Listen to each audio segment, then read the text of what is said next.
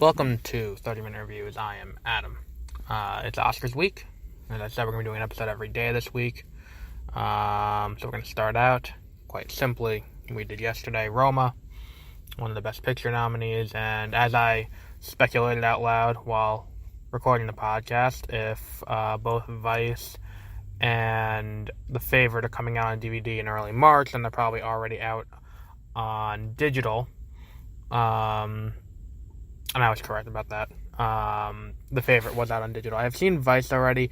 I didn't want to devote an entire episode to Vice when I had already done an episode for Beware of Spoilers recently. A Star is Born I saw once. Vice I don't think is going to come anywhere near. It's not in contention for Best Picture. It's nominated, but I don't think it's one of the candidates that's being seriously weighed as one of the options. It's not like what's it called? A Star is Born or BlackkKlansman, or I think that one's one of the distant back ones, like Bohemian Rhapsody and Black Panther. So what we have here is today's episode. I just said it, BlackkKlansman. But I am going to shake up the schedule a little bit because I was able to find The Favorite. I have, what's it called? Today, we're doing BlackkKlansman. Tomorrow, Wednesday, will be Bohemian Rhapsody. Thursday, A Star is Born. I flipped those two. I believe I flipped those two.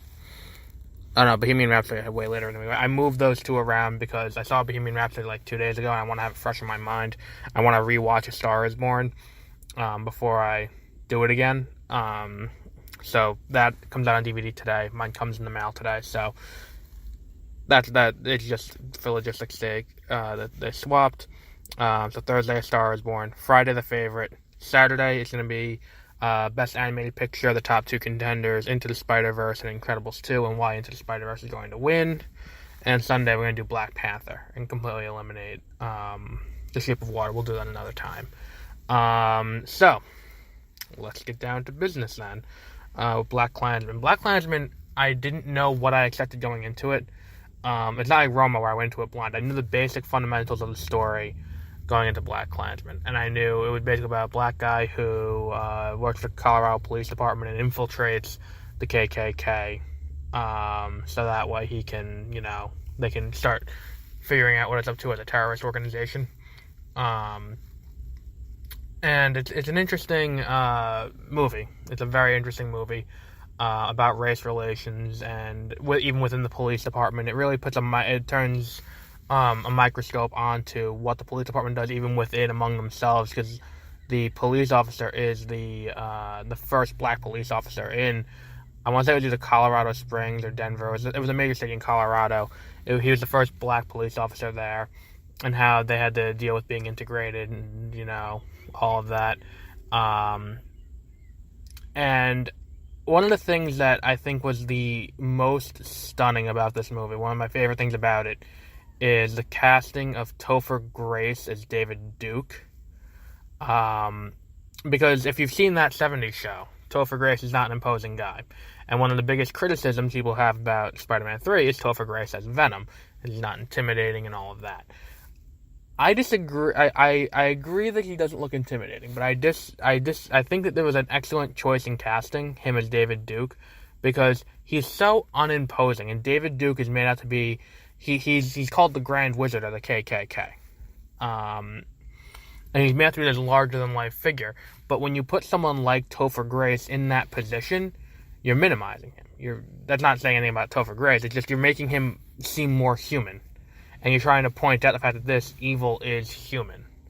And it is something that we can see and quantify and all of that. Now, I don't think that... I think the biggest thing this movie has going against it, if you ask me, is the very ending with Charlotte. They show the footage of the Charlottesville incident, massacre. I don't know if you call it a massacre, only one person died, but a lot of people were hurt when that car hit a bunch of people. But I think showing that footage is too on the nose. Like, there are two things earlier in the movie that kind of allude to Charlottesville later in the movie, and that's when they're discussing David Duke's political aspirations.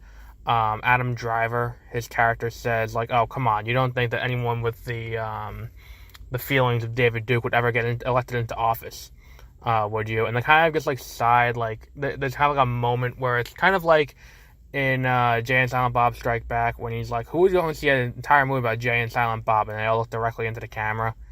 Or in Kong Skull Island, when it's like, "We'll never have a crazier time in Washington." There's, like, that moment of pause right after where it's like, you get it.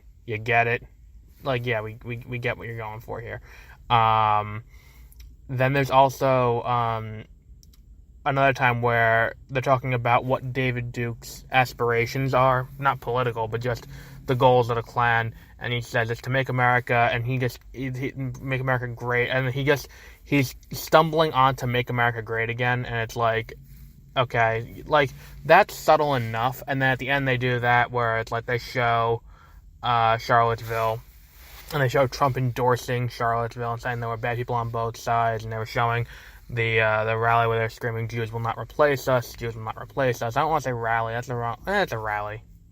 It's a bad rally, but it's a rally nonetheless. And I think that doing that is going to deter a lot of people from voting for this movie for Best Picture, because it becomes it becomes preachy. It becomes a It becomes a soapbox then. Which, that's not to say it shouldn't be, but it's kind of It's kind of it loses subtext and becomes the text, which it takes away from the movie a little bit, I think, to have that there. And I think the way that the ending is cut at the very end makes it look too much like a Michael Moore documentary, and this is just my opinion. I don't like the way Michael Moore cuts his stuff up, and it's a similar thing here where it's like they brought him in as a guest editor for this one section. But yeah, it's definitely worth watching because it's a very good movie, and they do a very good job of building tension, and showing what the Brotherhood of Police is like, and how people have to kind of prove themselves a little bit. It's like, there's one point where it's like, there's a girl in the movie who brings in this former Black Panther, and he kind of gives this, he gives a speech, and then, they get stopped on the way home, and she gets sexually assaulted by a police officer, and then at the end of the movie, he gets his comeuppance, they recorded him admitting to it, and then they use that to get him arrested. And it's like, that should have been that's a more fitting end to the movie, because it's like, David Duke gets his comeuppance from the detective who was going undercover. Everyone kind of gets theirs, and then take a minute, and it's like, and now to teach a lesson. It's like this would have been served just as well without an extra 5 minutes of footage, with doing something in the style. I know this isn't Spike Lee's style, but doing something in the style of Bohemian Rhapsody, where it's like, and then Freddie Mercury died in 1991. I feel like that would, like, this was not the end of David Duke. It's like, he continues on to this day, and then they just play the audio of him and play the audio of Trump. We don't need to see I think the biggest problem is they're showing the graphic footage, and it's like, I get it. I get what you're going for. I understand it, and I'm with you. But I feel like it's a bit much at the very end of the movie. It's very heavy at the very tail end. I'm not saying like in the third act, I'm saying in the last 5 minutes. It becomes very heavy. And I feel like that could be going for the Rogue One effect, where people will ignore the first bunch of the movie because they wholeheartedly love the last 5 minutes. But this movie doesn't need that. Where Rogue One was just boring up until Vader shows up in the last 5 minutes. And just nothing happens, and then everyone loved it. This movie was great all the way through. You didn't need this at the end to make it a talking point.